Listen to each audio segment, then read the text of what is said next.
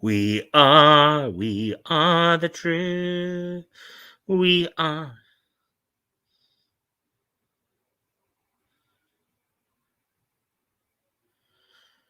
Alvin Simon. Hey, Woody. How you doing, man? It's good to see you.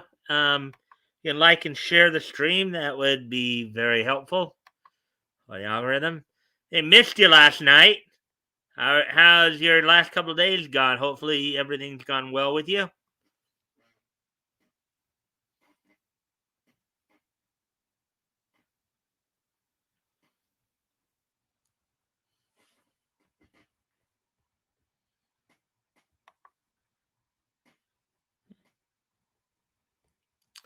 As I said, we're just waiting a couple more minutes here before we get started. Um,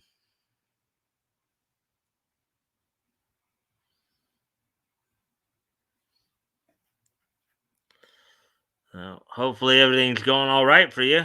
Um,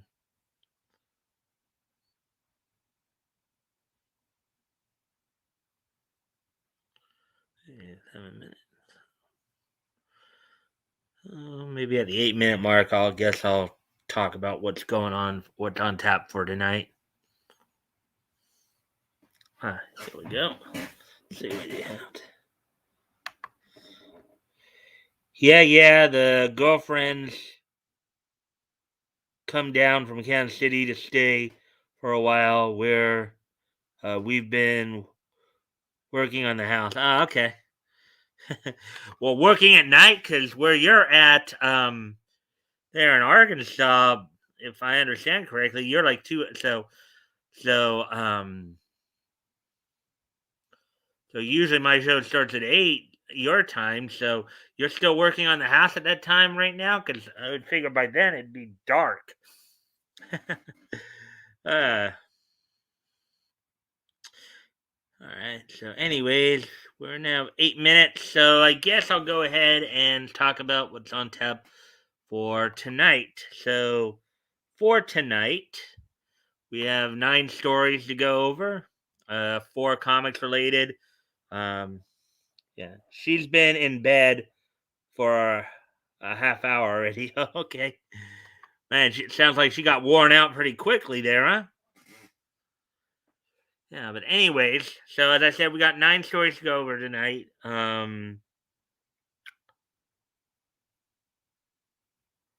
Let's see. 4 comics related, 5 anime related. The first 2 stories will be coming from Bounding into Comics, while the other 7 will be from CBR. And among the stuff we're going to talk about tonight, includes one story that Flash actually reported on this morning. A DC writer, Vida Ayala, is basically telling quote unquote cisgender men that they need not apply for the associate editor position that's opened up at Marvel, showing her, bigotry, showing her racism towards white men. Also, the comic book shop owner, Mike Wellman, who basically said he wanted to blow Ethan Van Sciver's face off.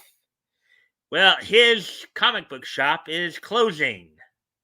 So, we'll take a little bit of a look at that story. We got some news on, of course, the Marvel and DC releases. On the anime side of it, so a couple of streaming services got bought up by some companies. High Dive and Sentai got bought up, as well as Retro Crush. We'll talk about how to get into couple of manga animes, Case Files of El-Melloi 2 and Eden Zero, and then um,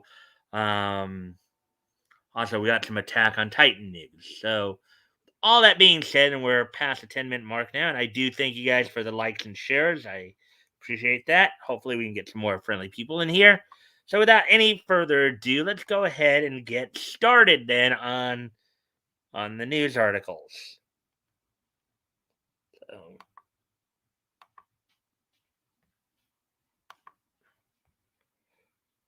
since I, of course, call it up here.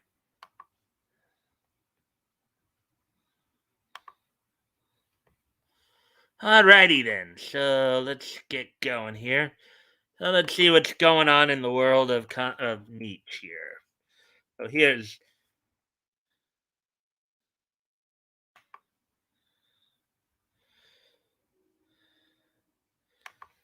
okay with a name like Vita. Hmm, kind of hard to tell what what Ayala is here. If it's a guy or a girl here. With a name like Vita, though, you would think it was a woman, but I could be wrong. All right, or Vita would oh, they say her, so I guess she's supposed to be a woman. Okay. DC Comics writer Vita Ayala exposes her bigotry, says no quote unquote cis dudes should apply for associate position at Marvel. And I know Yellow Flash I saw Yellow Flash's video on this morning as well. Um Article written by John F. Trent, published today. So let's take a look here at what's going on here. DC Comics writer Vida Ayala, who is currently writing Nubia and the Amazons. Oh boy, yeah, that one's gotten a lot of. We saw some stories about that a few weeks ago. Wonder Woman and Batman Urban Legends exposed her bigotry when she declared that no quote unquote cis dude should apply for an associate editor position at Marvel. Now, mind you, legally, Marvel cannot actually deny somebody, a chance to apply for a position just because of their skin, even if it is white. Okay, it's kind of funny. A lot of these people get upset if if you discriminate against their color, but yet they don't seem to have a problem. There's a bit of hypocrisy there. You get what I'm saying? There's from Nubia and the Amazon. So, Ayala's comments came in response to former Marvel.com writer Angelique Roche sharing a link to an associate editor position for Marvel.com. The job description, which has now been removed from Disney's website, stated, quote, Marvel Entertainment is seeking a pop culture expert to join Marvel Digital Media in the role of an associate editor, unquote. Quote, responsible for the creation and curation of content on Marvel.com, the associate editor must be an expert in the Marvel universe with deep knowledge of Marvel characters across comic books, video games, and more, in addition to the larger universe of fandom, unquote. The description concluded. Yeah, the thing is, what do they mean by that though? Do they mean all of Marvel universe? Do they mean, does that include, classic like Stan Lee and Steve Ditko and Jack Kirby? Or does that just mean, the woke baloney that they want everybody to, you know, and you get by this lady's attitude, it's like, if I guess if it was up to her, I don't think it actually is, but if it was up to her, she would she would probably hire the most woke individual she could find.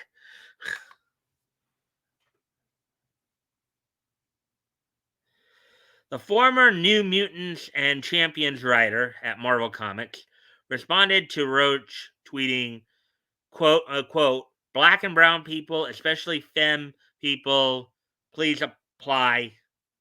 Um, unquote. Now, I wonder what that is. I wonder what the especially femme people. She mean femme as in females in general, or femme as in even males who have have the feminist femme characteristics.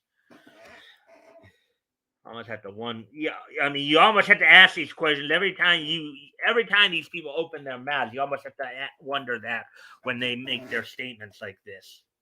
I mean, I think you can kind of guess what they would like to see, but again, and again, mind you, I don't know if she really has any real authority at Marvel. Anyways, she's a former Marvel, right? I think she's with DC now, but I don't know if she's in any position of power, anyways. But um,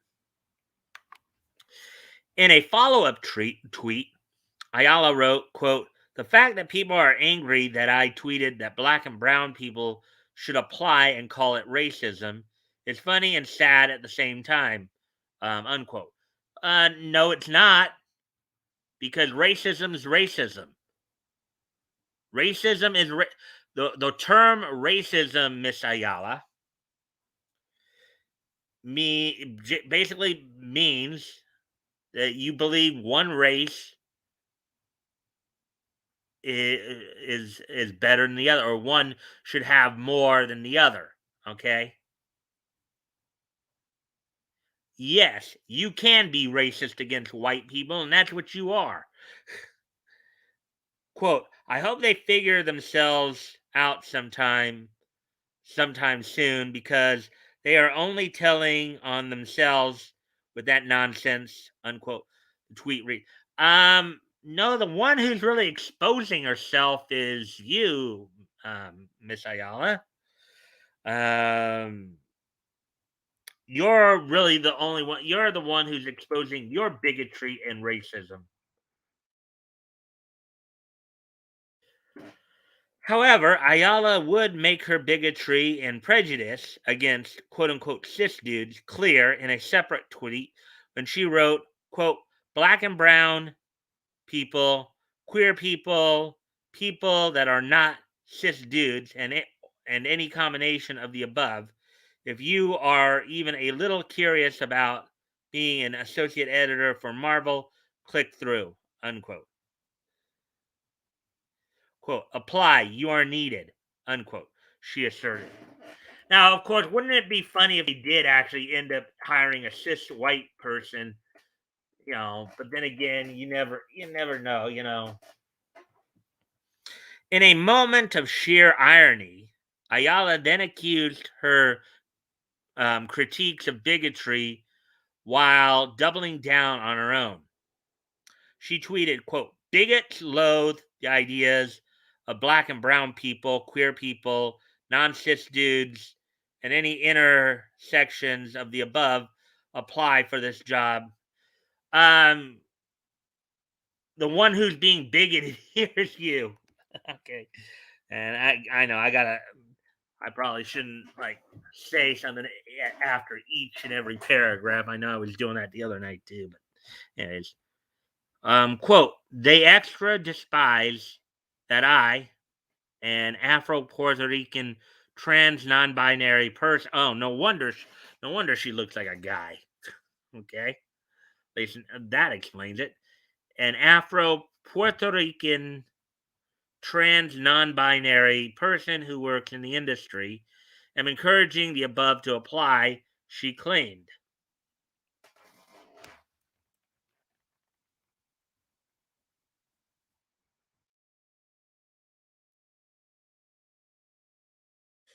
What do you make of Ayala's tweets, and her prejudice against quote unquote cis dude? Yeah, she's a racist. Pure and simple. Okay? She's made that abundantly clear. She's a racist. She is a racist. She's made that abundantly clear in her tweets. She is a bigot. She is a racist.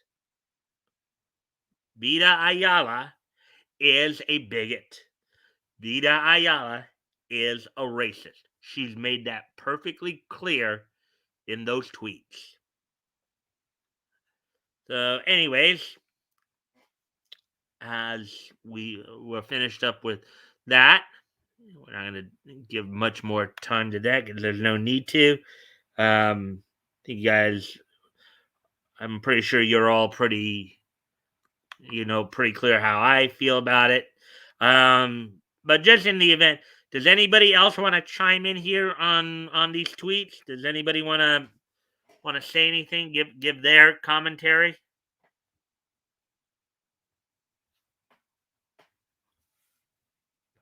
I'll give you guys a chance to comment if you'd like.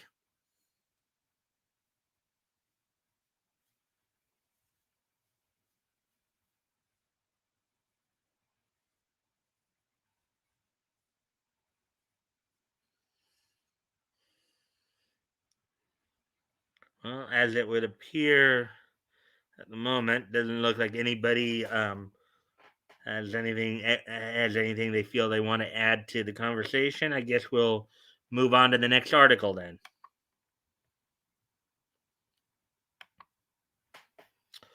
And of course, the next article is a article in regards to Ethan Van Sciver and his quote unquote good buddy Mike Wellman. Ha ha ha ha ha ha ha. Okay, so the headline reads here: comic shop owner who threatened to blow Ethan Van Sciver's bleeping face off your skull to close his store. Karma. You know what they say about karma, right? let's let's see what so article by JB Augustine published today. So let's go ahead and get into this. Mike Wellman, the proprietor of Atomic Basement Comics, announced his store will be closing for good this month. Wonder why? Maybe when is it possible that if you go out and you tell people that you want to blow the face off of a comic book creator's skull, that might have some kind of negative backlash? Let's find out. This is from um, Cyberfrog 2 Wrecked Planet.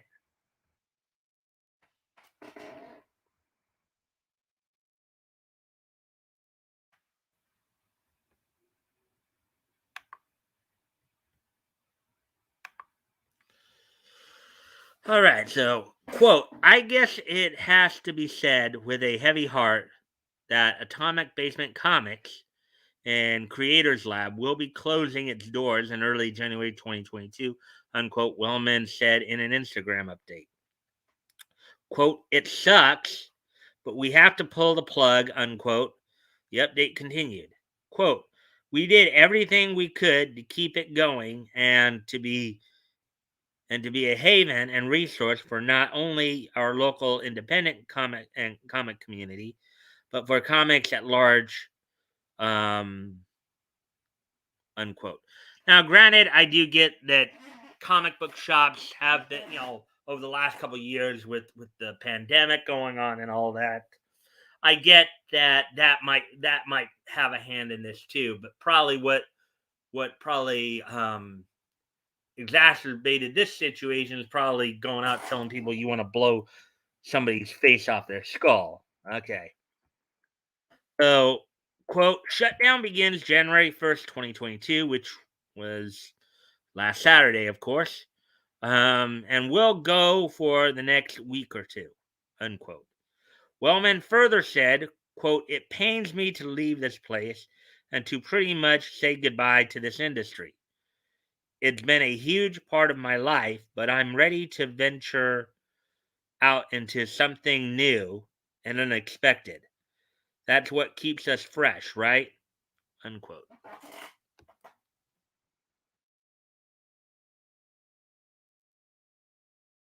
Right? Wellman would later update his followers, revealing, quote, he tested positive for COVID last Sunday afternoon and have been in isolation ever since, unquote.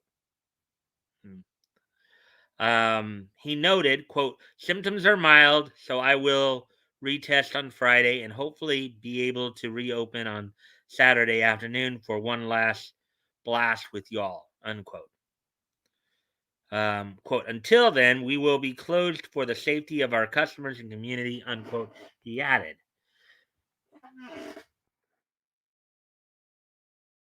So not only is he closing the shop for good, but he's had to kind of close it temporarily because, he got the bug.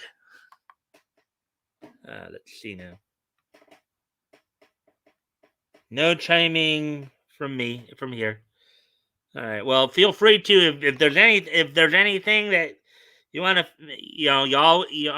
Woody and anybody else who might be here. You're always free if you have something you want to add to the conversation here. You're more than welcome to.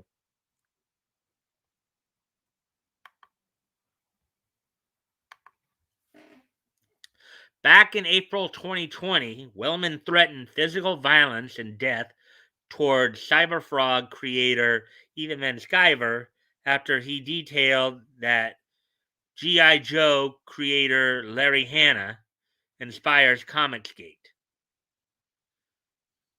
Now, I remember seeing Larry Hannah's name on the G.I. Joe cartoons when I was a kid back in the 80s.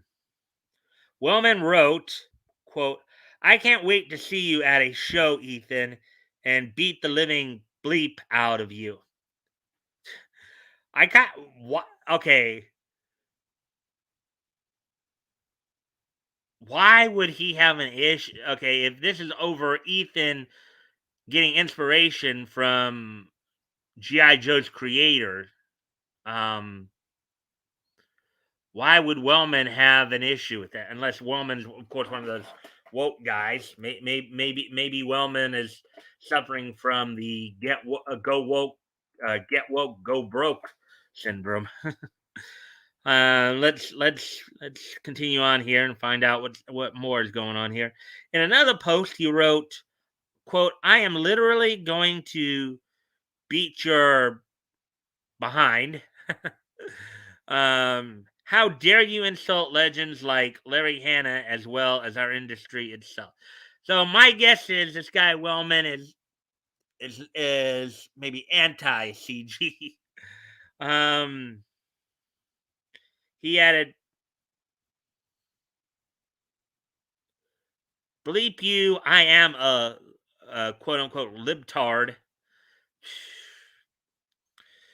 I even hate it when people try to interject the word retard, with other things too. That just, you know, with fist, you're going to feel them the next we are at a convention together. Yeah, okay. This guy sounds like a real brain surgeon here, right?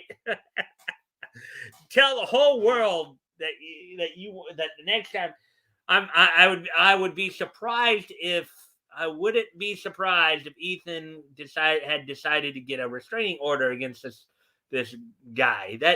This guy is just a blooming idiot. Okay. Yeah, tell the whole world that. You know. Now, granted, maybe he said it in a moment of maybe he said it in a moment of passion, and maybe obviously he wasn't thinking with his head, but still, that's why you got to take a breath sometimes before you speak. Wellman reiterated, quote, I am going to beat the living bleep out of you in front of everybody. Mm.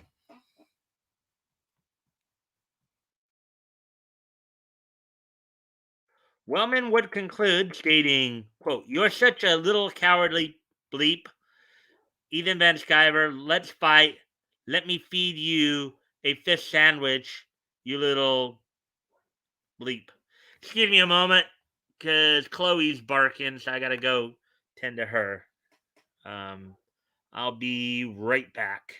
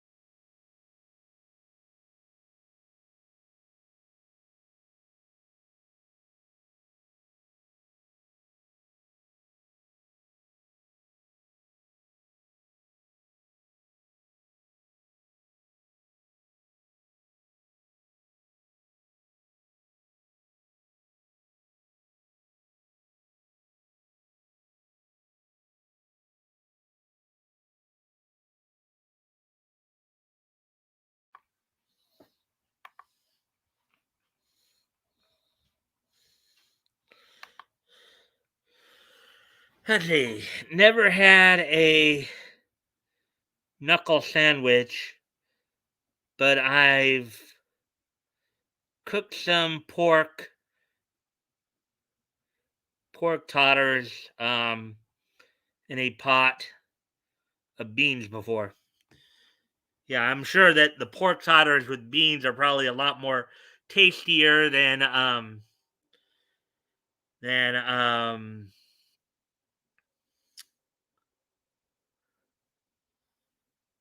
and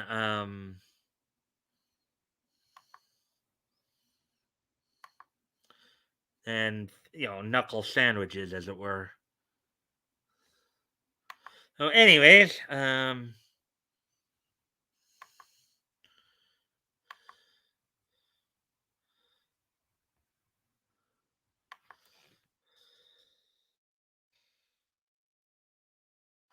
right then. So, anyways, we get back to the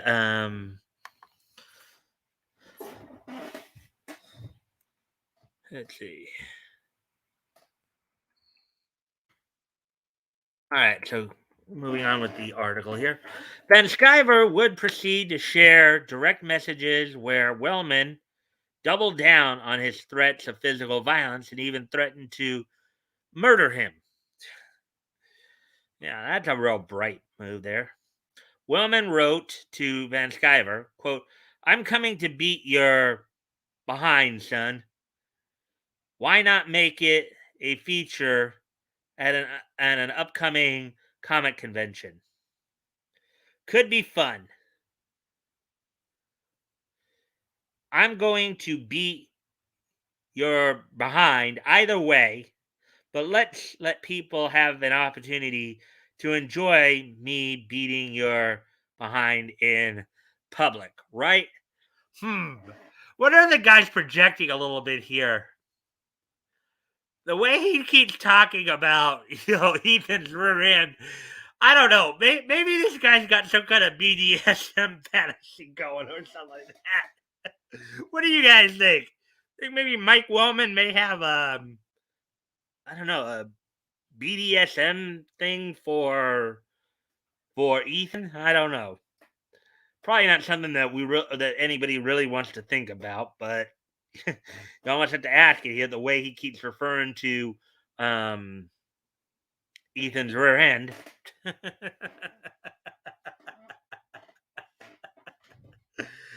Ah, yeah, I mean, you tell one of the more popular comic book creators out there that you want to um, hurt them, you want to end them, even going as far as saying, maybe this guy Mike Wellman, maybe he and John Ridley are, were in a closet somewhere or something like that. Uh, uh, maybe they're both projecting a little bit.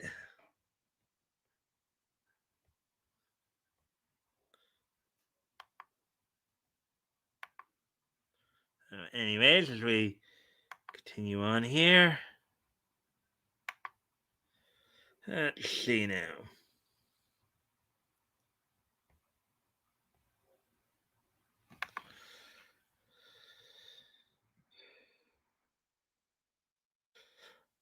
Yeah, I'm actually surprised. Surprised Facebook didn't suspend this guy's account for this.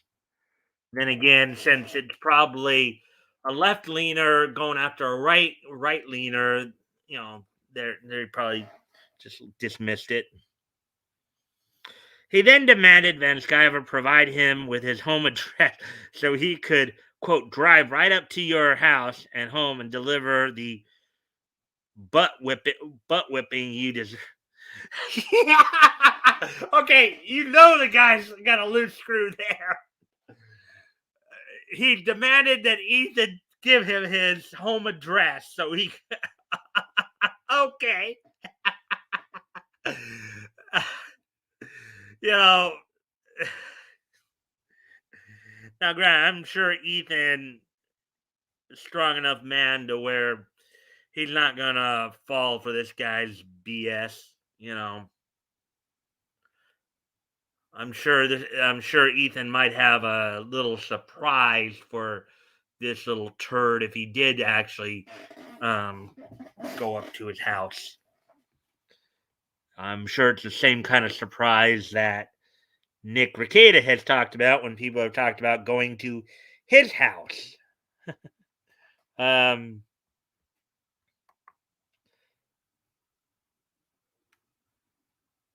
Sounds like a latent homosexual, very interested in the in the Ethan's backside. Yeah, yeah. I get that sentiment too.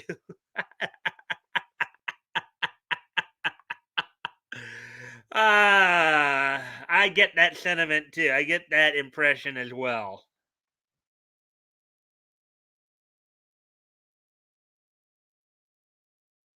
And I guess here are some more.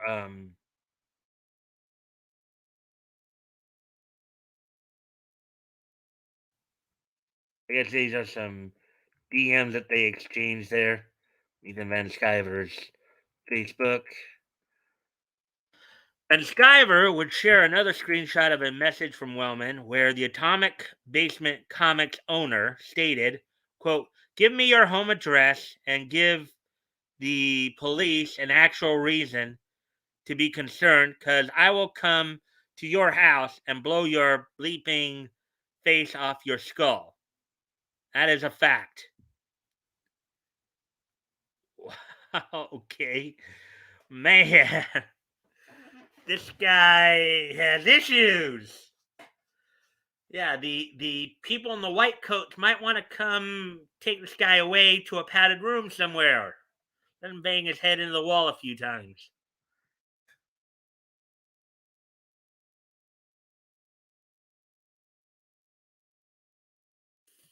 In response to Wellman announcing the closing of his store, Van Sciver said he, quote, hadn't thought about this guy in a long time, unquote. But a fan brought the news to his attention. Yeah, which aside from the actual threat, it's probably a wise thing. You just didn't think about it. With people like this, you just try not to give them the attention that they seem to want. And Skyver said he, quote, hadn't thought about the guy in a long time, but a fan. Okay, didn't. Okay. Oh wow. So John here essentially wrote the same thing twice. Looks like. He went on to say, quote, I can't even guess why he thought that it was appropriate to take out whatever financial stresses he was enduring with his comic book shop, which must have been on the verge of closing even back then, a year ago, unquote. Yeah, it might. Only thing, Ethan, though, it might be a little bit more than that.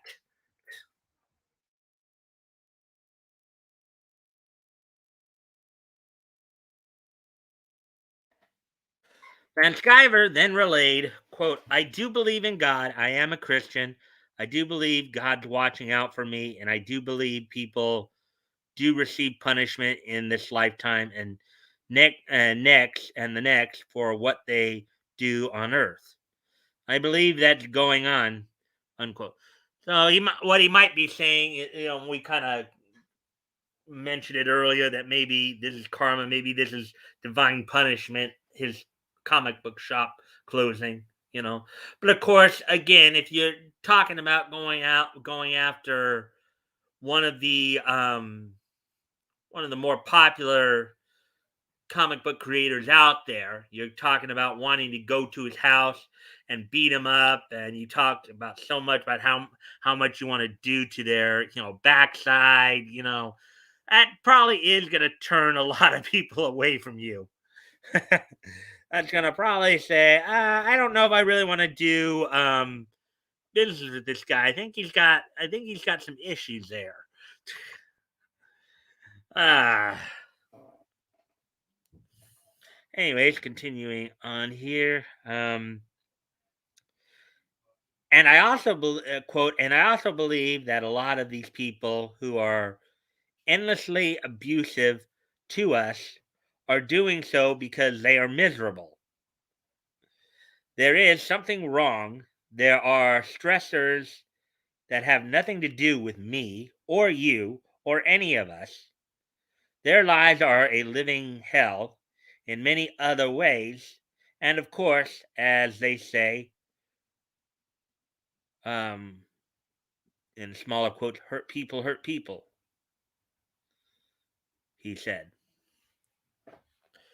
Yeah, well, it's kind of like the saying and the song goes. They say how misery loves company. Maybe and I think that's what Ethan was touching on in the last part of that particular paragraph right there. Maybe this guy's just so miserable he wants everybody else to be miserable with him. To close out his video, Van Sciver declared, quote, I want to cancel culture and go ahead and let the consequence culture flourish because that is justice. That is divine justice, unquote. Quote, sorry for this dude that he got his um that he's got his comic book shop shut down, but that's what you get, I guess, unquote. I conclude. Mm-hmm. I mean, with his primary form of income, shutting down, it probably means that he's not going to have neither the time nor the resources to go track down Ethan to follow through on his threat. So, what do you make of Wellman's store shutting down? Well, most likely it's probably considered karma. You know what they say about karma, right? And again, I do thank everybody for the likes and shares. I do appreciate those. Um, but anyways, and I know we've been commenting on it. I know Woody, you commented on this article, so we'll get ready to move on to the next article. Then we now head over to CBR, and we got a couple of comic articles to go through there, and then 5 anime articles.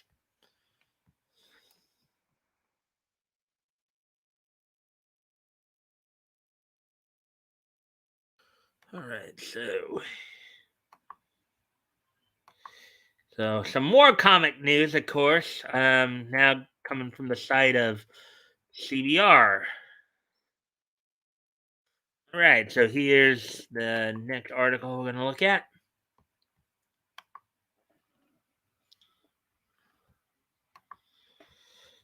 All righty then. Justice League's new superhero war kicks off DC's releases next week. The Justice League has fought the Legion of Doom and the Suicide Squad, but in next week's releases from DC Comics, they fight another DC super team. Article by Sean Gribben, published 8 hours ago. Here we go. Let's see what this is all about. The Justice League is about to war with the heroes of the future next week in DC Comics. Leading next week's releases, Justice League versus the Legion of Superheroes, #1, a 6-issue event penned by writer Brian Michael Bendis, with art by Scott Godlewski. The two are DC's most recognizable ensembles that have been adapted for live action and or animated films and television series. With the most recent example being the Legion's involvement in Young Justice Phantoms on HBO Max. That was the Young Justice series that started all the way back in 2010, ran for a couple seasons, and went on hiatus for a few years up until like 2018 when season 3. And then I think Phantoms here was the most recent, the 4th season. So those solicitations for the miniseries indicate that the League and Legion will need to join forces to stop a quote unquote great darkness and uncover the mystery of the gold lanterns. I wonder what gold is supposed to represent. We know what like the 7 colors of the other lanterns represent. I wonder what gold it went plus black and white, so gets 9 in total. The title teases that tensions will rise between the two super teams.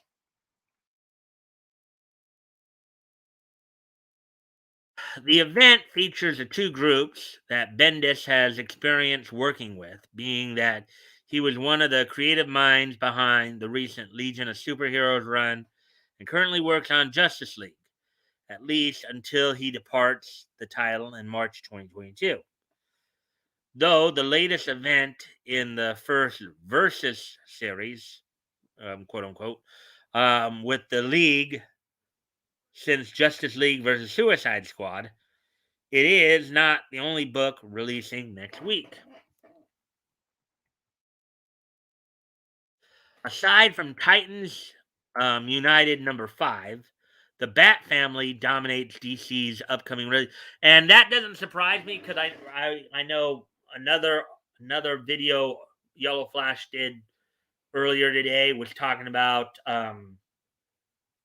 I guess comic book sales, and I guess the list has come out for the top comic book sellers or whatever, and supposedly the Bat Family and Spider-Man and those titles associated with Spider-Man um are the ones that are really on the list. It's like DC is really pushing the Bat Family hard, and um Marvel seems to be pushing, on the comic side of it. Marvel seems to be pushing the Spider Verse um, hard. So, Bat Family dominates DC's upcoming releases with Batgirl's second issue, Detective Comics, the Joker, I Am Batman, and other titles about to hit shelves and digital platforms. Even the dystopian timeline centered The Future State Gotham and the tie-in series to HBO Max's Pennyworth will drop their next issue. Tie-in series usually means a comic book that's directly tied into like a television production. So, um, their next issue is on Tuesday. Full list of covers and solicitations for next week releases can be found alphabetically below. So, here's the um, I'll just show you guys the. I won't read every single entry on it like I usually do. I'll just go through Yeah, as if they have them.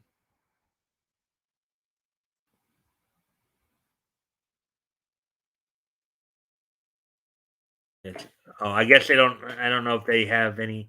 Oh yeah, like this stuff right here. I probably won't. I'll just let you guys see that. I'll just- Oh, wait, oh, I guess I can read the little synopsis here. Bondo, Bondo, Bondo, with their new secret muscle car and their new secret patrol route, Batgirls Cassandra Cain and Stephanie Brown find moving to their new neighborhood thanks to Oracle, instructing them to quote unquote lay low, that much easier to bear because they have each other. Steph begins witnessing some strange actions through the window of the building across the street and can't help but investigate if the recent murders are connected to them.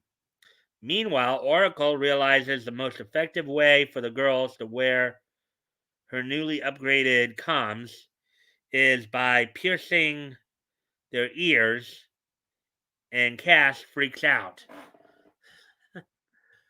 Mhm. Oh, look at that Scooby Doo! What, they got a Scooby Doo title coming in here? Oh, this could be based on some of the crossovers they had back in the 70s. The new Scooby Doo Mysteries. Let's see. Batman and Scooby Doo Mysteries number 10. So that's what this book is based on. Let's see. Unexpected guest star helps Batman and Mystery Inc. in face one of the Justice League's strangest foes. While the Shaggy Man menaces Scooby and friends, including Shaggy Man. That's interesting. At a seaside resort, only Renee Montoya, aka the Question, she's the newest Question. She took over in the comics. She took over the Question persona after Vic Sage died. May have the answer to who sent the creature and why. Batman Urban Legend. I wonder if that's supposed to be Zatara right there.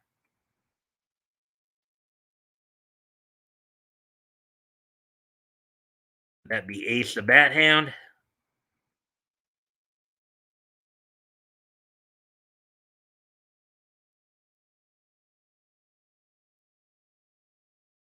Batman Urban Legends number 11. So well, at least. Oh, okay. So I guess Batman Urban Legends is a bit of an anthology book here. So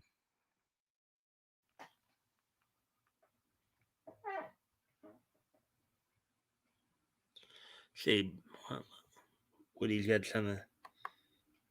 It's only a matter of time before your karma runs over your dogma. That's a very interesting way of putting it there, Woody.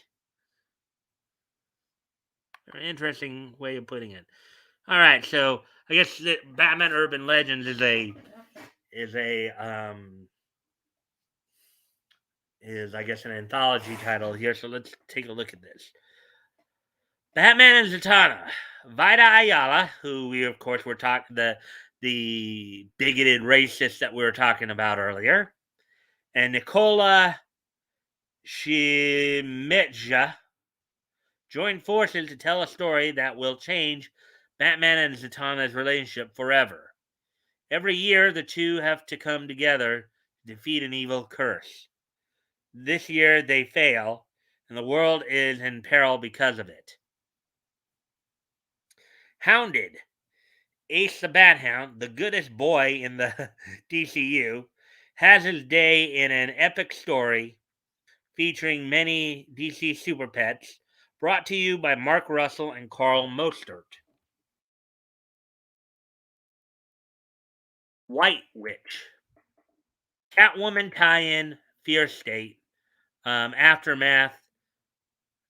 Aftermath, the mysterious relationship between Ghostmaker and White Witch is revealed in its horrifying glory here.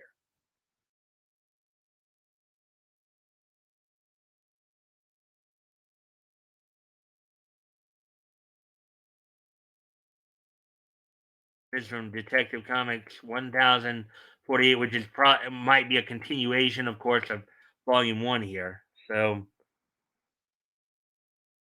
all right, so here we go. And this one's another like anthology here. Um, The Tower, Part 2. The mysteries of Dr. Ware begin to unfold as a new doctor named Frau joins the staff at Arkham Tower. The Bat family tries to figure out the best way to infiltrate the facility, but someone may have gotten the drop on them. Someone not unfamiliar with psychiatric facilities, one Dr. Harleen Quinzel, better known to you, dear readers, as Harley Quinn. The backup feature House of Gotham, Part 2. A boy's parents were killed by the Joker, and he fell through the cracks of the system. Instead of being sent to a facility that could care for him and his trauma, he was sent to Arkham Asylum. Oh boy, that's something. Your parents get killed by a psychotic killer. So what's the answer to that? Send him to the very asylum where that psychotic killer should be. Okay. Will the villains inside eat him alive or show him how to survive in a city ruthlessly overseen by Batman? Oh boy. This is feel sorry for the bad guys origin story, people. Uh, Anyways, I'm gonna go off camera here for a quick moment. I'll be right back.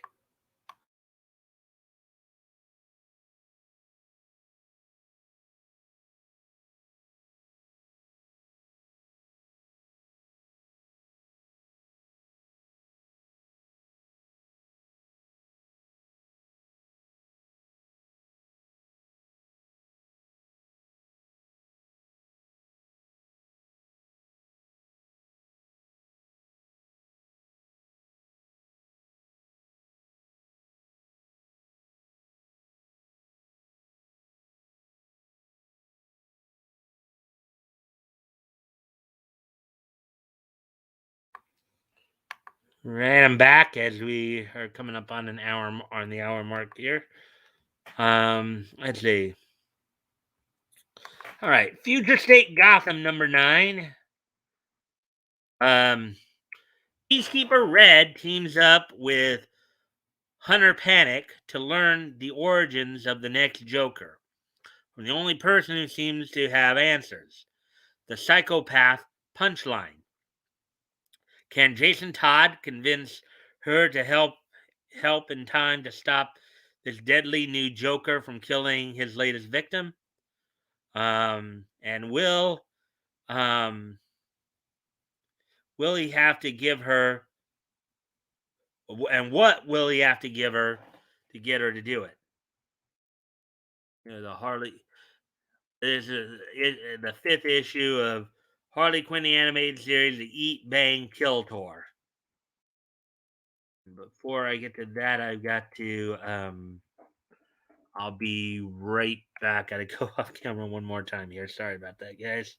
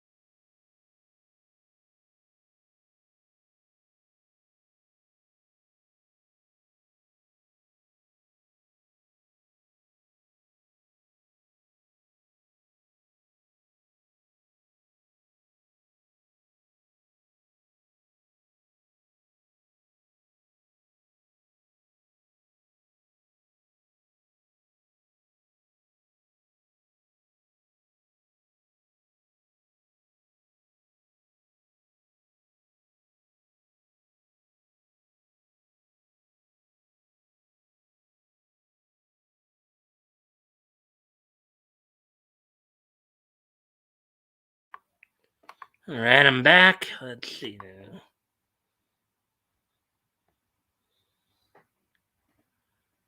All right. Let's get back to this then.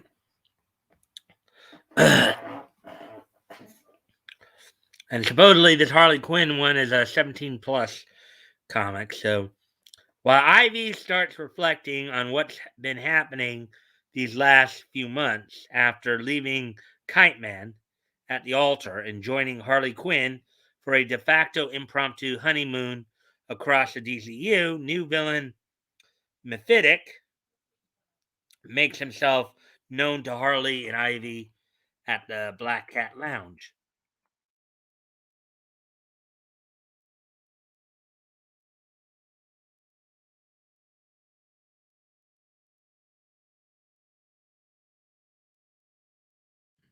I Am Batman, number 5.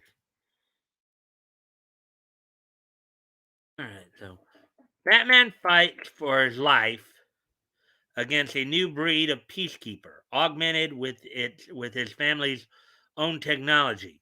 The only person who might be able to save his life is Lucius Fox. Lucius Fox.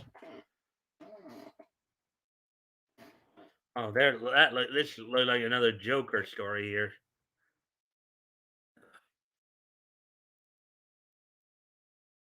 You got somebody's interpretation of Joe. I don't know. That's supposed to be Harley Quinn or somebody else, or maybe this is Punch and Judy. No, no, that's Harley. Probably Harley. It looks like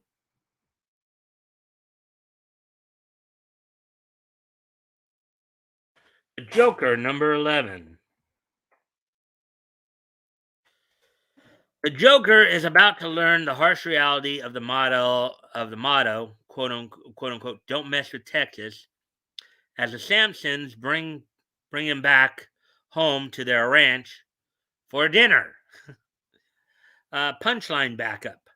While Harper Row has been making sure that Punchline stays behind bars, her brother Cullen has been getting closer to Punchline's fans. His new boyfriend, Bluff, is hiding a wicked secret that promises to change the shape of organized crime in Gotham and Punchline's role for years to come.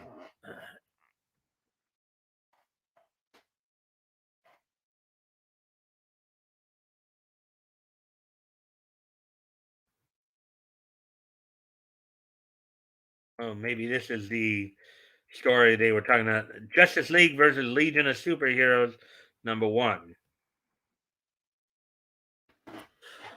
1,000 years in the future, a legion of superheroes comes together to dedicate their lives to recapturing the great age of heroes of the 21st century.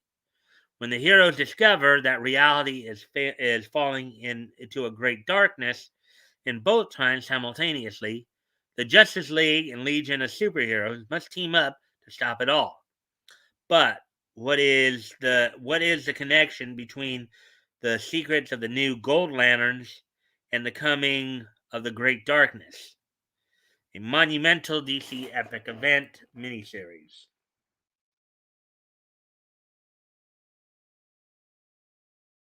Pennyworth, number 6.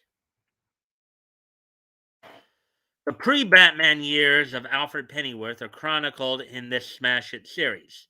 Now finding himself in a wasteland of a very different kind, Alfred has to show that he hasn't lost a step when it comes to neutralizing bad guys. But it all might be for nothing when he comes face to face with one of Batman's most dangerous foes. Robin and Batman, 3 of 3.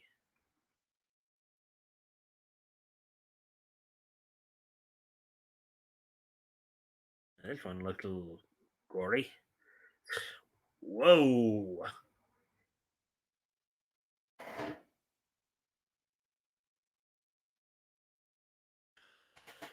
To reconcile his trauma and move toward an optimistic future, Dick Grayson must first confront his tragic past. Unfortunately, that step includes a confrontation with an enraged Killer Croc, who is out for Grayson blood.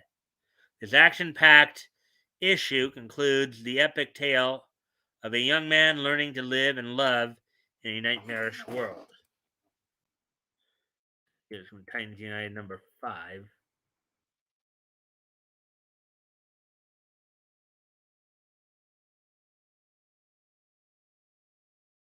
Black Zero strikes. Superboy has turned on the Titans as Tamaranian forces move to invade Earth. As Donna Troy falls to Connor's newly restored powers, Raven tries desperately to reach the friend and ally they once knew.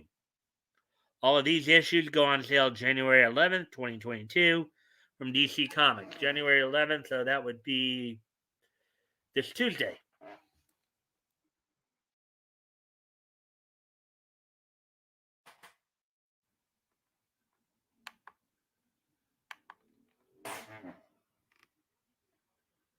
Right, so we're just past the hour mark. Yeah, third of the way through. So might want to start speeding up a little bit here.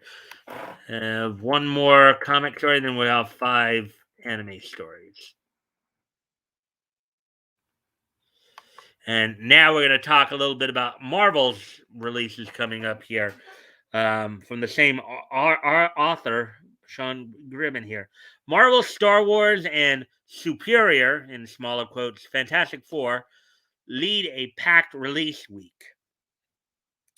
Devil's Reign gives Dr. Octopus a new superhero team, while Luke Skywalker works towards a new super team, while Luke Skywalker works towards the rank of Master in next Wednesday's Marvel releases. Article by Sean Grimmon, published 7 hours ago. So let's go ahead and take a look at this. I'll try to get through this a little faster here. Star Wars and tie-ins to the latest Daredevil-centric event lead next week's releases from Marvel Comics. In Devil's Reign, Dr. Octopus was given access to the Baxter Building, home to all of the Fantastic Four's technology. At the end of the series' second issue, assembling variants of himself from across the multiverse for plans that he claims to be quote unquote superior to Kingpin's current war against superheroes. The statement is a nod to Doc Ock's time as a web-slinging hero in The Superior Spider-Man, with one of the first tie-in miniseries to release for the current event being Devil's Reign Superior 4 number 1. Coming out on Wednesday, the title stars the Spider-Man villain and a team of amalgam characters, specifically Ock crossed with the Hulk, Ghost Rider, and Wolverine. Now, mind you, what they mean by amalgam characters, basically that's when you take 2 characters and jam them together.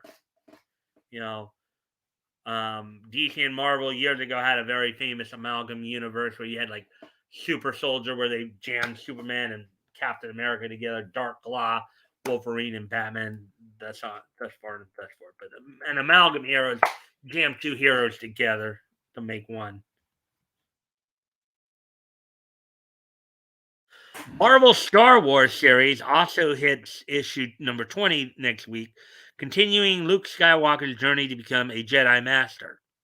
Between the events of Star Wars Episode 5, The Empire Strikes Back, 1980, and Episode 6, Return of the Jedi, 1983, the last issue saw Luke retrieve a holocron containing recorded teachings from Yoda, who trained the young rebel on Dagobah during The Empire Strikes Back.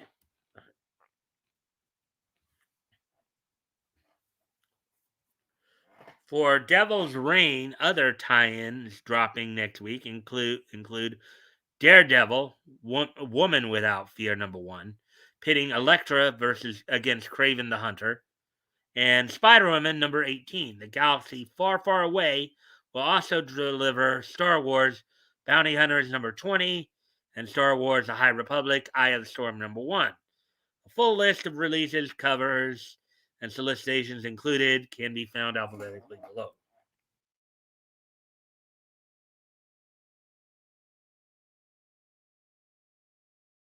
Here's the Amazing Spider-Man. Let's see. Amazing Spider-Man and Beyond. Amazing Spider-Man number 85.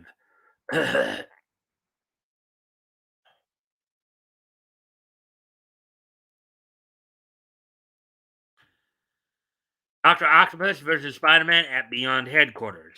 It's going to take everything Ben Riley. So this is based on maybe some of the Spider War stuff. Ben Riley and the company that backs him has to stop Otto Octavius. But in the Mary Marvel fashion, okay, as with all respectable Spider stories, even if Spider Man wins, he is going to lose, and he is going to lose big.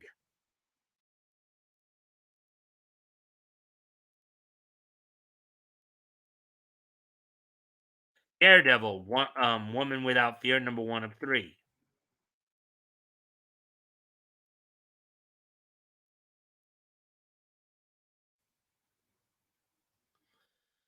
All right. Elektra, the world's deadliest assassin, and she's taken a vow not to kill. Someone puts themselves directly in her path with deadly consequences. What else would you expect from the Marvel Universe's greatest hunter? Dark Ages.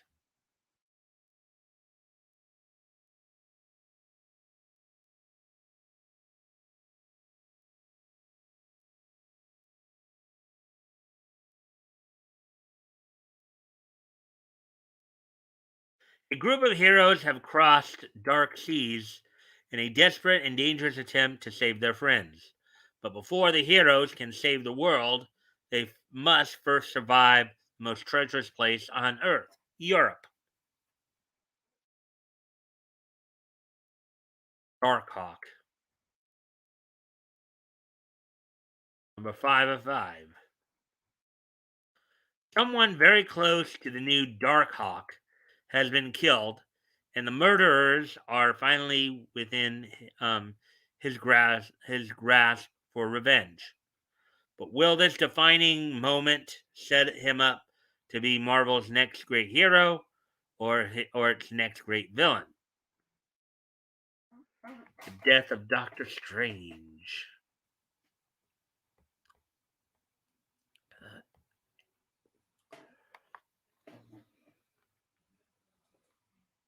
Hmm.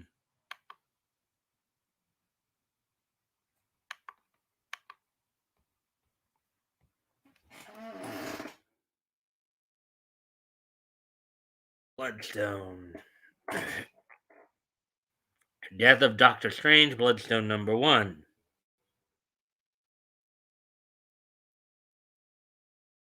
Lisa, Elsa, and the Family Bloodstone. Who better defend Earth from magical invaders than Monster Hunter Elsa Bloodstone? Elsa is the best there is at what she does. Tough, skilled, and clever enough to handle any problem, except her brother Cullen. Um, they have issues, and they'll have to put them aside not only to protect Earth, but also to welcome the latest addition to the Bloodstone clan, their long lost sister. Her awesome set of powers and unique blood gem have placed a target on her back, and the worst horrors from beyond this realm are on the hunt. Devil's Reign Superior 4. And there's Dr. Octopus again.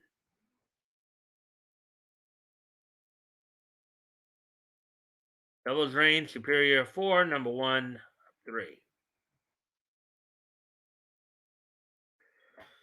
3. Fantastic or no more, long live the Superior 4. Otto Octavius has acquired a taste for the infinite. Empowered by Wilson Fisk, Dr. Octopus faces a tantalizing, unprecedented opportunity to scour the multiverse. amassing an army of himself, an army to march on our reality, proving auto supremacy. And it all begins with his superior four. Fantastic Four. All for four. Fantastic Four. You know the score. Fantastic Four. Reed Richards is elastic. Fantastic Four number 39.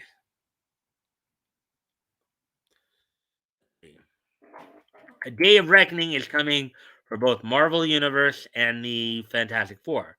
But first, Mr. Fantastic and the Invisible Woman must survive a very personal family crisis. Guest starring She Hulk, the TVA, the Watcher, and Nick Fury. Hawkeye, Kate Bishop. Number 3 of 5.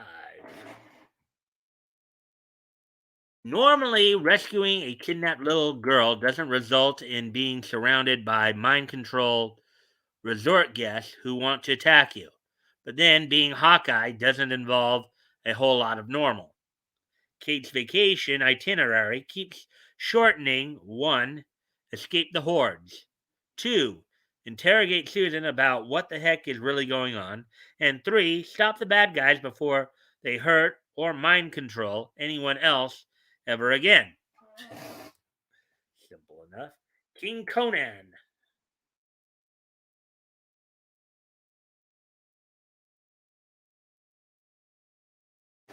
Number 2 of 5. Conan must make an unholy alliance if he is to continue his journey on the Western Sea. But the fallen warriors of this mysterious isle rise to fight once more. Will Conan succumb to the lure of cursed sorcery after all this time? And what of his son, Prince Khan, and the kingdom of Aquilonia left behind?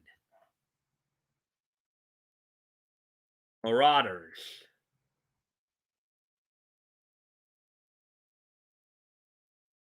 Marauders number 27.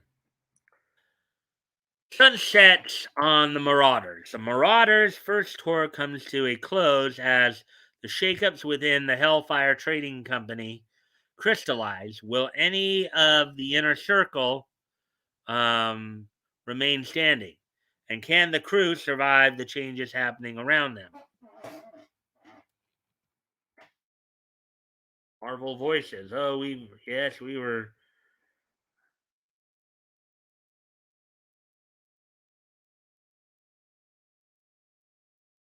Marvel Voices Heritage number 1.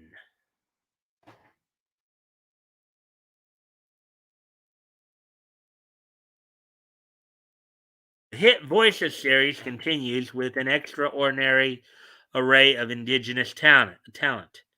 Year 2 of Marvel's Voices kicks off with a celebration of indigenous characters and talent. Get the full story behind River, the mysterious stranger from the pages of Rebecca Roanhorse's new Echo series. Discover Snowguard's greatest hopes and fears in a tale by celebrated filmmaker Nyla Inukshuk, and many more reveals to come. New and established creators explore the wonders of Marvel Universe. Catch the next big wave here. That's Ms. Marvel.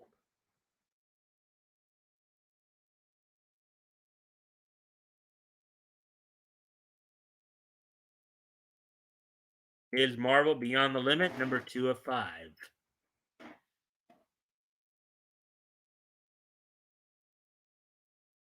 Ms. Marvel punched her way out of the Bollywood bubble she landed in when she got home from Chicago.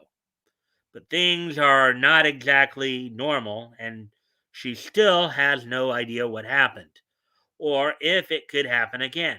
What's worse, it seems like she has a copycat lurking around Jersey City, and whoever they are, They're ruining her good name.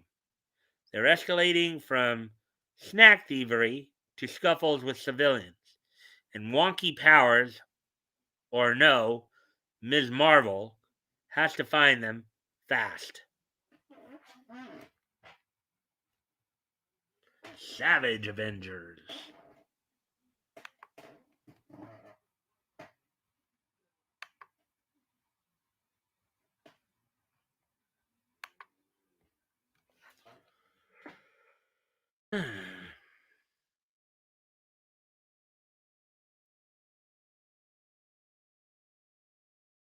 Savage Avengers number 28 here. All good things must come to an end. This volume of Savage Avengers concludes after an epic 28 chapter run, and it ends as it began, with a good old fashioned stabbing. Okay. Crom witnesses you, Savage Avengers readers. Thank you for the adventure. Okay. Okay. Shouldn't that be wishes? Spider Woman, part of the Devil's Reign event, I guess.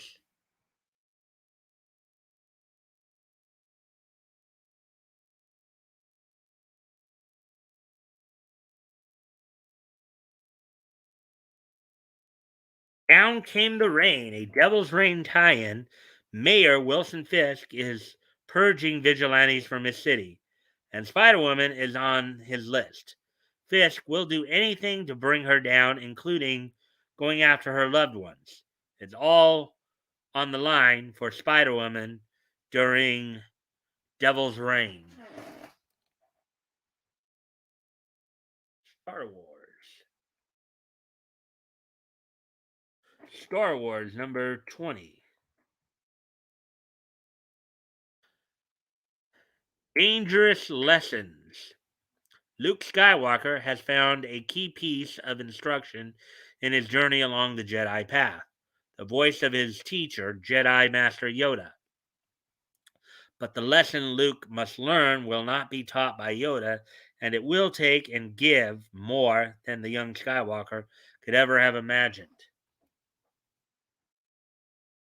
Star Wars Bounty Hunters.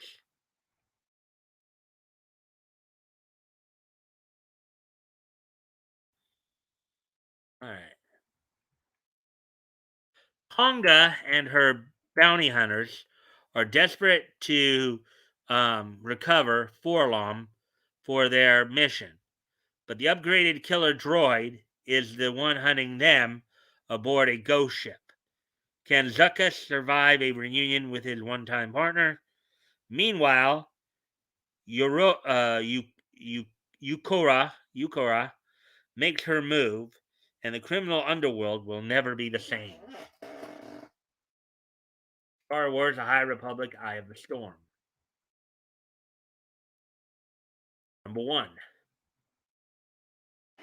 Act 1, Row, the Truth, the Lie, the Kill, in which we reveal the true origins of Marchion Row, the Eye of the Nihil, and sworn enemy of the Jedi Order,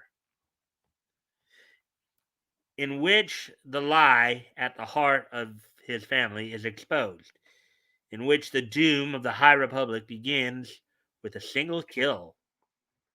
The Thing.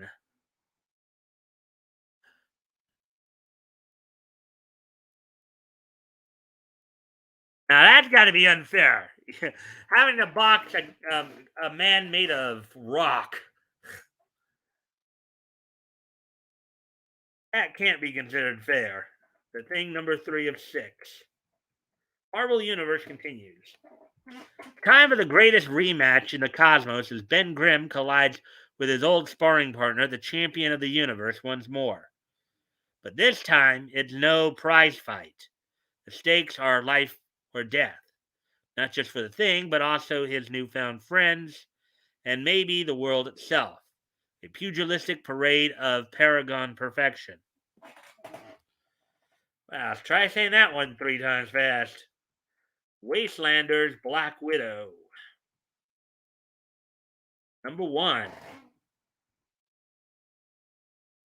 Who is the Black Widow? The Lizard King has grown monstrous and deadlier than ever as lord of his southern domain.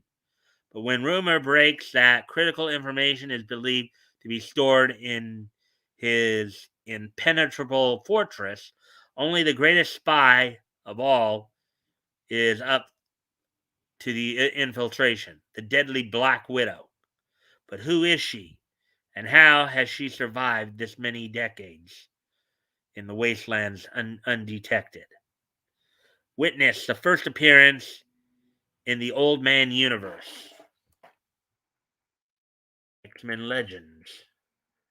It looks like Mr. Sinister right there, harkening back to some of the early days of there's Beast, Magneto, Professor Xavier, and Legends number 10. Who will survive the eighth circle? Charles Xavier, Beast, Amanda Mueller, Moira McTaggart, Magneto. Some of the greatest minds and experts on mutant kind are assembled by Mr. Sinister to discuss the evolution of Homo superior. But to what devious end?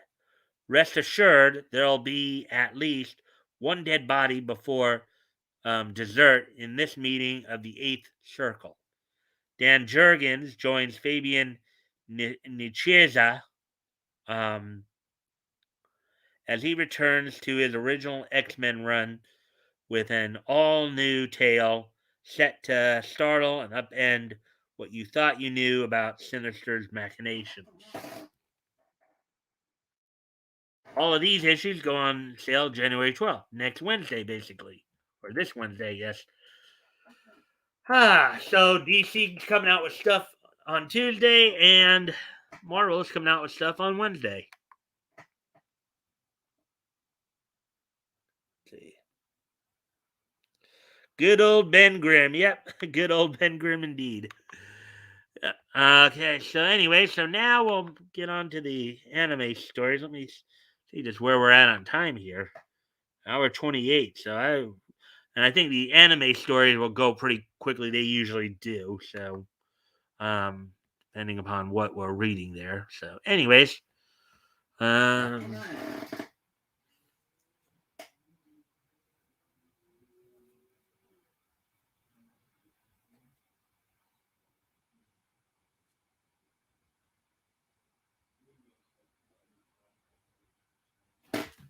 I should just go ahead and do this. I might just make it a little quicker to get where I need to be. All right, anime.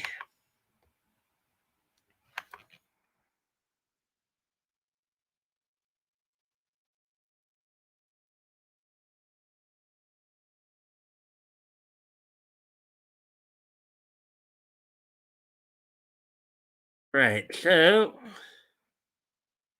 here we go.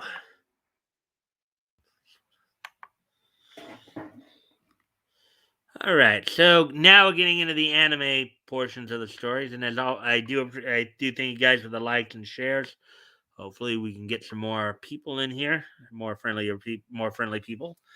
So how to get started with the case files of El-Melloi 2. Set 10 years after the events of Fate Zero, the continuation of the adventures of Waver Velvet is a different sort of Fate story. Article by Lara Adams, published 15 hours ago. So let's go ahead and take a look at this.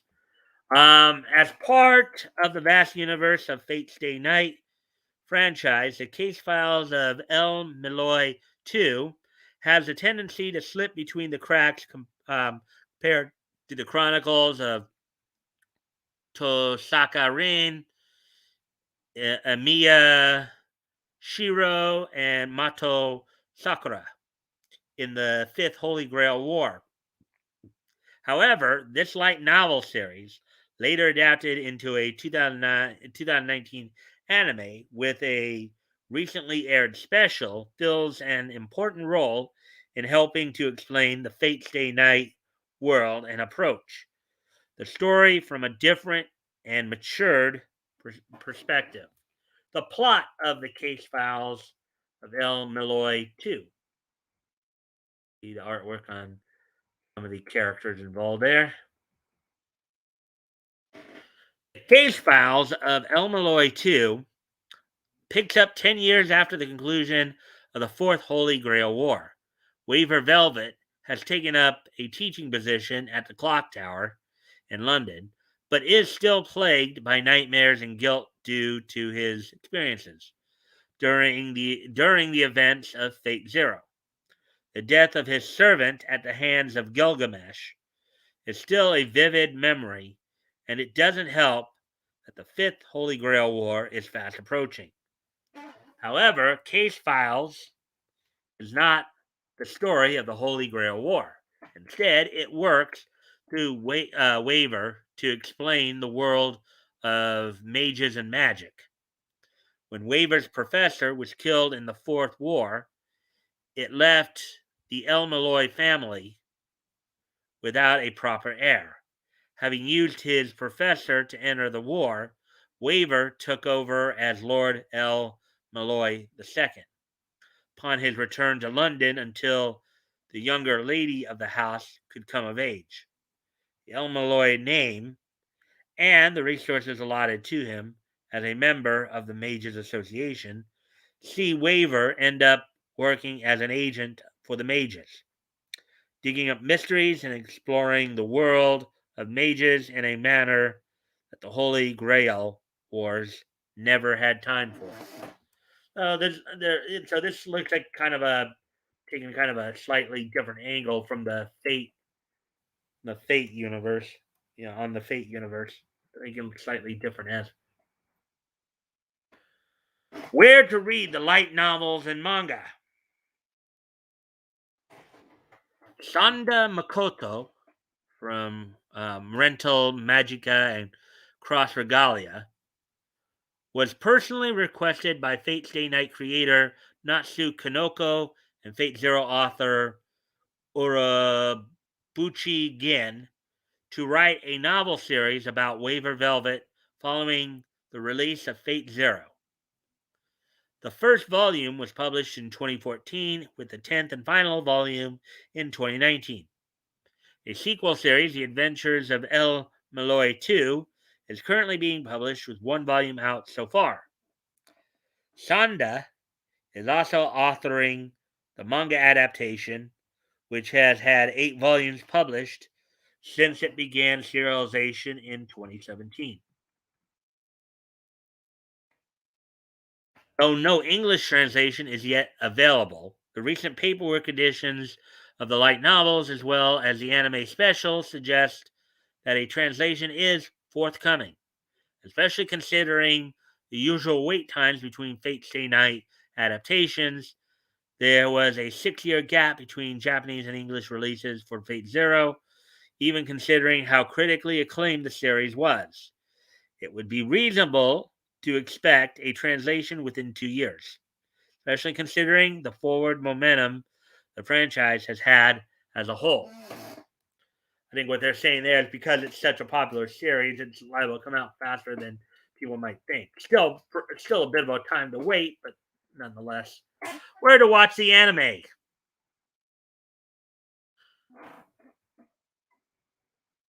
The Case Files of El-Melloi 2, Rail Zeppelin, Grace Note, which adapts the fourth and fifth novels, can be streamed on Crunchyroll, along with a special which aired on December 31st, 2021. So, a week ago from tomorrow. So, actually, this past Friday. Fate Zero, which is recommended for viewing to those who have not seen it before, is available on Netflix and Crunchyroll. While the Case Files of El-Melloi 2 is very different in tone from other works in the Fate Stay Night franchise, That makes it all the more a necessary watch for Fate fans. It slows the world down and gives its rules. It is also a gentler story, as the stakes are lower, with moments of laughter and, most importantly, of healing. It is the story of someone trying to cope with something terrible that happened to them. And Case Files allows that waiver, represents the Fate Stay Night franchise as a different sort of never the hero exploring and explaining a world while others fight for it, making the Case Files of El-Melloi too different from the rest of Fate, yes, but entirely worth it. All right.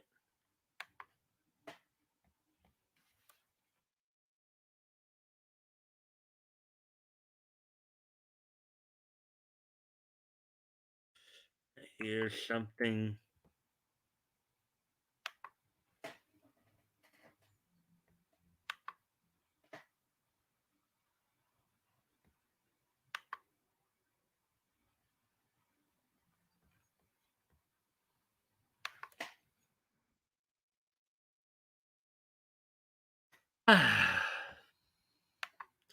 All right, so AMC acquires anime streamer Sentai Holdings. MC Networks buys out Made in Abyss and Haikyuu distributor Sentai Filmworks and its anime streaming service High Dive. Article by Michael Cerna published 11 hours ago. Sounds okay. Sentai Filmworks, the anime licensing company best known for distributing shows such as Made in Abyss, Haikyuu, and Kakagurui, has been bought out by American entertainment company AMC Networks. This could be good. This could be good. This could, depends on how AMC runs things. It might mean that now AMC stands for American Movie Channel, of course.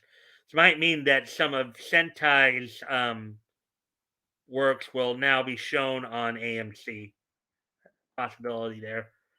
Per the Hollywood Reporter, AMC Networks announced its acquisition of Sentai Holt, and that's just my guess.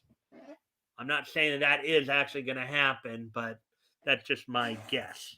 But let's see what the article is here. Per the Hollywood Reporter, AMC Networks announced its acquisition of Sentai Holdings for an undisclosed amount on January 5th, which was yesterday, actually. The acquisition includes Sentai Filmworks, the company's anime licensing and distribution branch, and High Dive, a dedicated anime streaming service that is known for carrying many classic and niche titles. Quote, with strong industry relationships and access to key content creators in Japan, Sentai distributes and curates one of anime industry's most diverse libraries of top trending and classic titles, unquote. With its content available on Crunchyroll, Hulu, and Amazon Prime, among others, a representative for AMC Networks said in a prepared statement, unquote. Okay, now, the one thing I want to say here is this. The one thing that I hope for here, that AMC isn't a woke company and won't try to woke wreck Sentai, because Sentai is pretty good. Sentai hasn't gotten caught up in any of that, SJW BS, woke BS, um, istphobe BS, you know. So I'm hoping AMC will continue to let. Um, they are going to start showing the properties that if they bought up Sentai and will start showing the properties that Sentai gets. They'll do so, and they'll be true to the original concept of the anime and won't try to woke wreck it.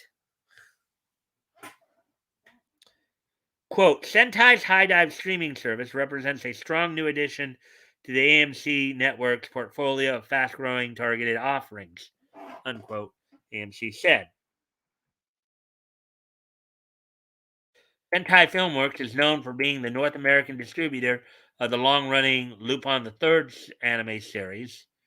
and has also released a number of other popular series, including sports comedy Haikyuu. That's a volleyball anime. The critically acclaimed fantasy series Made in Abyss. The equally lauded shoujo anime Chihaya Furu. Um, the company has a reputation for releasing their titles on home video in lavish special editions that contain large amounts of bonus material. While many of the company's titles are available on other streaming services, such as Crunchyroll and Funimation, Sentai also operates High Dive. In November, High Dive announced that it had acquired the exclusive streaming rights to the entire Lupin the Third anime series. The service is also the exclusive streaming home for a number of other classic animes, including Initial D and The Big O. And Big O, which was originally dubbed by out here in LA, that being a Sunrise property. AMC Networks is best known as the parent company for the AMC cable channel, American Movie Classics, um, which produced critically lauded shows such as The Walking Dead, Breaking Bad, and Mad Men. In addition to AMC, the company also owns and operates several more niche outlets such as IFC and the horror focused Shudder streaming service. And again, I hope that AMC will let Sentai and High Dive continue to be what they are and not try to woke wreck it. In addition to AMC, several other major entertainment companies have invested heavily in anime in recent years. Netflix has partnered with numerous anime studios to produce exclusive content for its streaming service and has secured a number of high profile series, including the popular JoJo's Bizarre Adventure anime, as well as the latest season of the long running Pokemon animated series. Disney has also licensed a number of anime series for its Disney Plus streaming service, the most notable being Tatami Time Machine Blues, a sequel to Science Saru's 2010 cult classic, The Tatami Galaxy. Tech conglomerate Sony, which already owned anime distributor Funimation, purchased streaming service um, Crunchyroll in 2021 for over $1 billion US. So, and as I said, my hope is that AMC will let Sentai continue to be Sentai. You know, won't get a lot of the woke stuff. So, I gotta really rush through this stuff. Right. So here's some Attack on Titan news. Attack on Titan, the final season trailer focuses on Eren, Mikasa, and Armin's journey. A new trailer for Attack on Titan, the final season, offers an emotional look back at the struggles of the series' central trio have endured. Article by Michael Lacerna, published 10 hours ago. And there you see the picture. The far left there is Mikasa, Eren in the middle, and Armin on the right. Crunchyroll has released a new trailer to promote the upcoming premiere of the second half of Attack on Titan's final season. The emotional trailer looks back on the journey that Eren Yeager, Mikasa Ackerman, and Armin Artlet have been on since the series start. The trailer recalls how the trio met as children and grew up together, their first encounter with the monstrous Titans during the fall of Shiganshina, and then runs through the many twists and turns that have happened in the years since that now threatened to turn the three childhood friends against each other.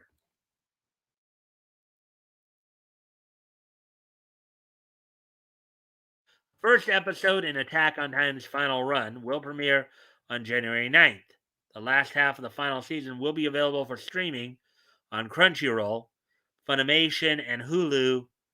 Crunchyroll will simulcast the series with subtitles in 8 languages to over 200 countries globally. Funimation simulcast will be available in the United States, Canada, um, United Kingdom, Ireland, Mexico, Brazil, Colombia, Peru, Chile, Australia. I want Australia and New Zealand. I wonder if if the dub version of that will be part of the Tsunami lineup here, because I know that they still have a lot of spaces that are still open for this. They still haven't filled out the schedule, and we're 2 days away from Tsunami. So, ah. Anticipation for the series' grand finale has been building ever since Hajime Isayama's original manga came to an end in early 2021. While the manga's finale received a mixed reception, it hasn't stopped the companies involved in the anime series product from hyping up the show's upcoming climax in a number of ways. Publisher Kadokawa brought a massive Attack on Titan gallery to numerous anime conventions across the country. Last fall, an animation studio Mappa has released a number of trailers for the series over the last few months. A poster image for the new episodes was also released, and like Crunchyroll's latest trailer, the illustration offers a nostalgic look back at the many horrors Aaron Yeager has seen over the course of the series. Attack on Titan first premiered in 2009. Despite initially being rejected by Japan's top manga magazine, Weekly Shonen Jump, Isayama's bleak epic is now one of the most successful manga series of all time, with over 100 million copies in circulation around the globe. The Attack on Titan manga ended several months ago, but Isayama has yet to announce what his next project will be.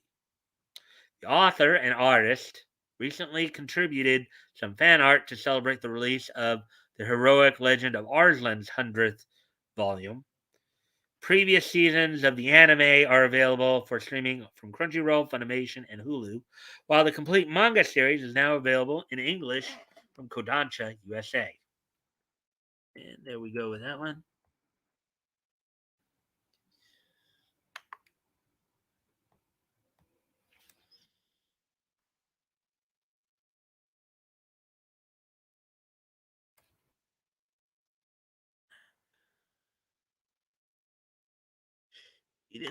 So I think we only have a couple more stories to go, so we're getting through this. Hour 48. Well, hey Mike, I got to hit the sack 99. All right. Well, yeah, I'm sorry you couldn't stay through. I'm glad you stayed for as long as you did. Sorry. You can always, when you have a chance, you can always come back and check out the end if you want to catch the history portion of the segment there, Woody. Anyways, good night, man, and don't forget tomorrow. We're going to be doing the historical comic retrospect, so hopefully you can come back and catch that. Anyways, talk to you later. I'm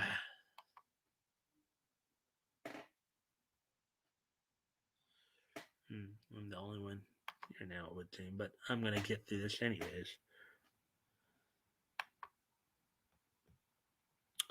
All right, Eden Zero, how to get started with the anime and manga.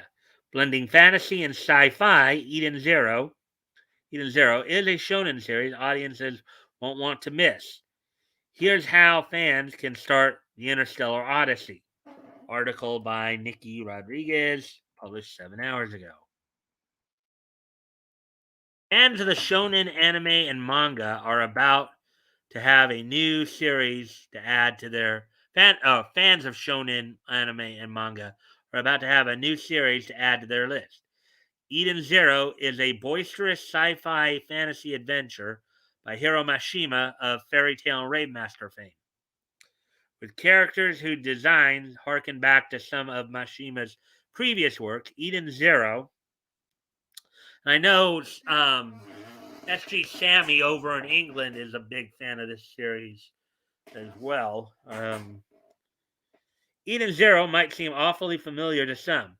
However, Eden Zero distinguishes itself through its balanced blend of shonen typical elements in an outer space setting and more adult theme. There has yet to be an official announcement confirming a second season, but audiences don't have to wait to see what this galactic odyssey has in store. Here are some ways that anime and manga fans can get started with Eden Zero. The plot of Eden Zero. And there you see the cat, the little blue cat, Happy, who is also in Fairy Tale. Um, Eden Zero takes place in a fictional universe where space travel and exploration are the norms. Humans live among aliens and robots across all kinds of planets. The series starts off in the Sakura cosmos.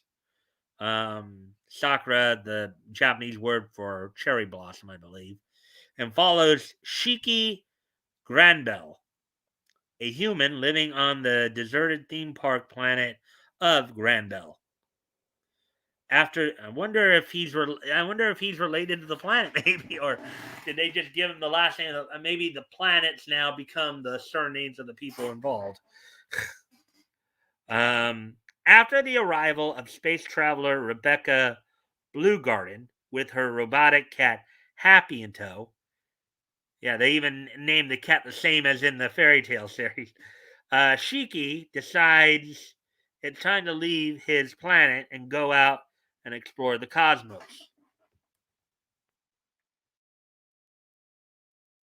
The three of them embark on their quest to explore the universe in the hopes of finding Mother, the mythical creator of the universe, with characters able to harness the mystical power of ether, and others engaging with the masses via a device called B cubes. Eden Zero is a unique mashup of the fantastical and the technological. Where to read the Eden Zero manga? Eden Zero began in Kodansha's weekly shonen magazine back in June 2018. The manga is still ongoing and was licensed and distributed by Kodansha for its North American release. The first 86 pages of Volume 1 are free to read on the series page of the Kodansha website. The manga is currently available for purchase through Right Stuff Anime, starting at $8.79, or at Amazon and Barnes & Noble, starting at $10.99. Fans can buy up to Volume 14, with Volume 15 through 17 currently available for pre-order through Right Stuff International, Right Stuff Anime, Amazon, and Barnes & Noble. Additional purchasing options can be found on the Kodansha website. And to prefer digital reading experience, needn't fret, since Eden Zero is free to subscribers of Kindle Unlimited and Comixology. Those without a subscription can still purchase digital versions of the manga starting at $7.99 a volume on both platforms. Eden Zero can also be read on Crunchyroll any with any of their premium membership plans. Additional options for digital purchase are available on Kodansha website. Where to watch the Eden Zero anime?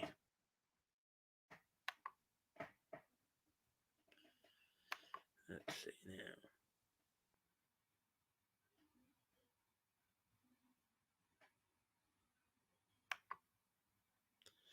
now. We have two people.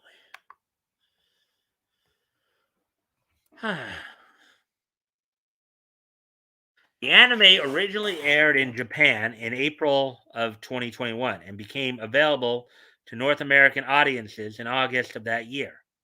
Netflix is the go to for streaming all 25 episodes of season 1, dubbed and subbed. No announcement has been made yet as to when the anime will be available for fans to purchase and in what formats. Eden Zero is a spiritual sequel of sorts to Fairy Tale, but stands on its own with a blend of genres that'll give fans of the mangaka's work a worthwhile, rollicking space adventure. Viewers who aren't familiar with the other series in the creator's repertoire can still enjoy Eden Zero as an exciting trek across the cosmos and a lively entry point for Hiro Mashima's body of work. Eden Zero is a space odyssey audiences won't want to miss. So we got one last main story, and then we'll probably start to wrap up. As I know we're already getting very close to the 2 hour. We probably will go over the 2 hour mark here from the looks of it. I'm guessing right.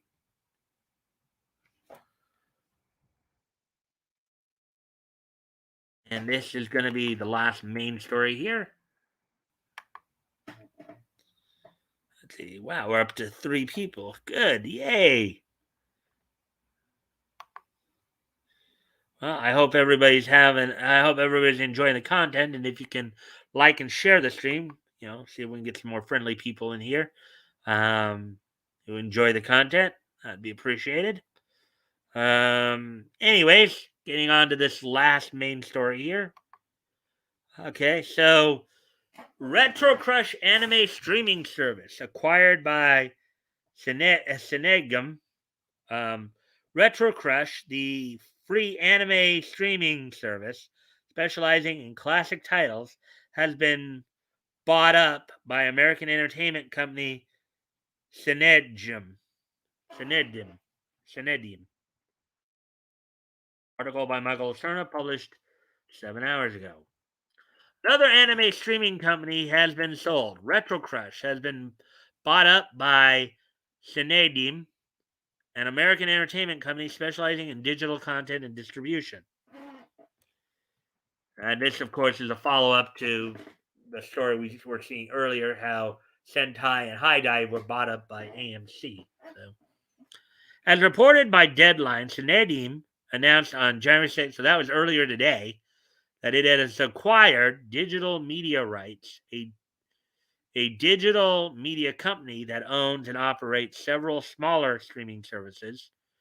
The sale includes all of the streaming channels operated by DMR, which includes Asian Crush, a service dedicated primarily to streaming Korean TV dramas and movies, and its sister service, Retro Crush, which provides free ad supported streams of classic anime series from the 1980s, 90s, and early 2000s.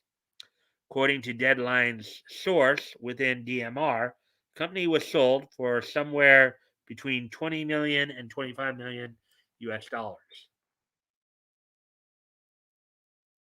Retro Crush launched in 2020 with the goal of building, quote, a community built for the consumption and discussion of golden age of Japanese animation, unquote.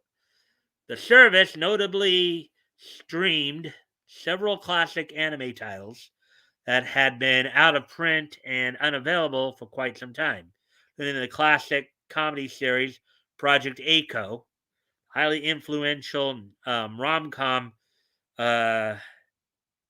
Kimagure Orange Road, and Demon Lord Dante, a series that was created by Devilman creator Go Nagai. Last summer, the company announced it had acquired the streaming rights to Adolescence of Utena, the movie adaptation of the pioneering Revolutionary Girl Utena series. In August of 2021, Retro Crush announced that it had partnered with video rental company Redbox to offer its library on that company's streaming service. It is unknown if Synedium's acquisition will affect the availability of Retro Crush titles on that platform. Probably going to iron out those details soon enough. Let's see. The addition of digital media rights streaming channels, I guess that's what DMR stands for, bring the total amount of streaming services owned by Cinegem to more than 30. Cinegem purchases the classic film service, The Film Detective, in 20. Cinegem purchases the classic film service, The Film Detective, in 2020, and in 2021 it acquired the El-Rey Network, a streaming service focused on Spanish language grindhouse, quote unquote, content that was founded by Once Upon a Time in Mexico director Robert Rodriguez. As the streaming market becomes more competitive, many companies are turning to anime to help fill out their content libraries. On January 5th, just one day before Retro Crush's sale, AMC Networks announced that it had purchased anime distributor Sentai Filmworks and its streaming service, High Dive. Sentai owns the home video licensing rights to several popular series, including Haikyuu and Made in Abyss, and High Dive was the exclusive streaming home of the classic Lupin the Third anime series. Netflix and Disney have also invested heavily in securing exclusive anime services for their subscription services and tech conglomerate Sony, and a reported 1.1 billion US dollars in 2021 to purchase Crunchyroll, one of the most popular anime streamers in the world. Alrighty then, so we had quite a bit of stuff going on there tonight. Um, Quite a bit of information out there. As I said, a couple of streaming services with their parent companies being bought up. We had some Attack on Titan news. We had, of course, some news earlier. A little bit of karma for Mike Wellman.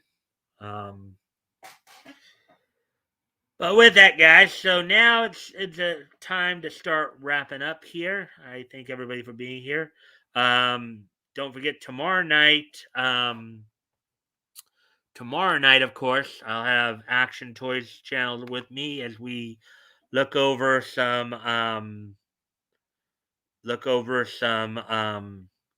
classic comics. We'll be starting our coverage of September of 1938.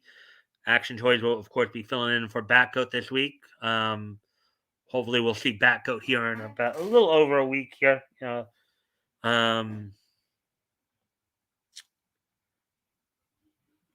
Well, as I said, we'll be starting the September 1938 coverage, in which we'll be looking at the comics that went on sale from DC in September of 38. Most notably, we'll be talking about the introduction of the Crimson Avenger. So, with all that being said, guys, today being Thursday, January 6th, it's time to take a look back at this day in Nietzsche history. So I'm just reviewing here a little bit real quick. Take a look back at this day in Nietzsche history.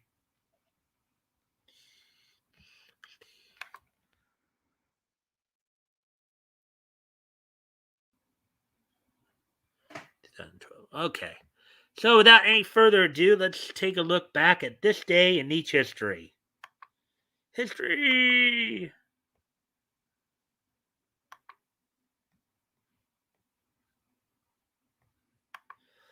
All right. First off, we're going to take a trip back 60 years ago today.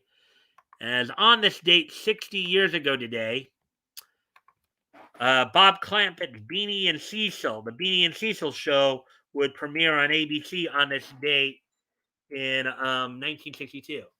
Now, the show was born out of the Beanie and Cecil feature, on Maddie's Fun Day Funnies that aired from 1959 to 62. As Beanie and Cecil became popular, they eventually were given their own show, which started up here in 1962.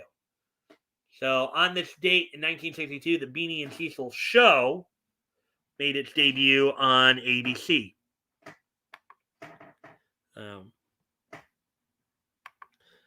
All right, moving on to the next piece of niche history here.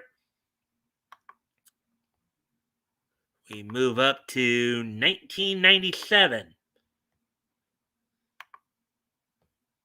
As on this date, 25 years ago today, WCW Monday Nitro held its WCW held its Monday Nitro event from the Monroe Civic Center in Monroe, Louisiana. On that card, Lex Luger defeated Meng in the main event of the evening.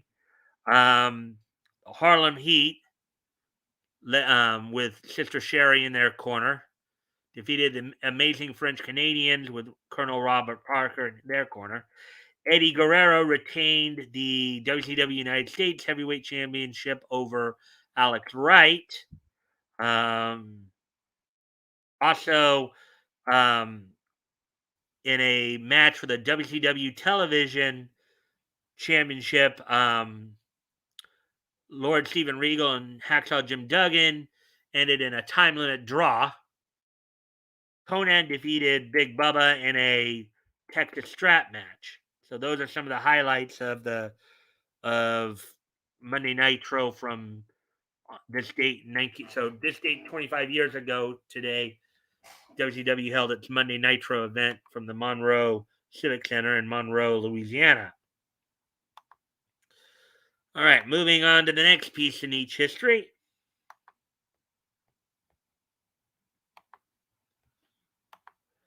On this date in 1999, which was 23 years ago today, the 565th issue of Adventures of Superman, which started out simply as Superman, the Adventures of Superman, 565th issue, went on sale on this date back in 1999 for $1.99, 32 pages. The story was the world in my backyard. So, on this date, 23 years ago today, the 565th issue of the Adventures of Superman went on sale on this date, which, as I said, started out as Superman series. So, and finally, the final bit of niche history that we'll look at here is on this date 10 years ago today, the animes High School DxD and Senki Zesho Symphogear are known here in the States as just simply Symphogear. They debuted on this date 10 years ago today, back in 2012. So on this date, back in 2012, the animes High School DxD and Symphogear debuted on this date in 2012. So with all that being said, guys, don't forget, as I said, tomorrow night we will be doing our historical comic retrospect. Action Toys channel will be my guest co-host, filling in for Batco. ATC, if you're here, I will send you the link sometime tomorrow during the day. If you can get here if you can get in early, that'd be appreciated. Anyways, guys, all that being said, I thank you guys again for being here tonight. I hope you guys enjoyed the content, and I will see you tomorrow. Bye.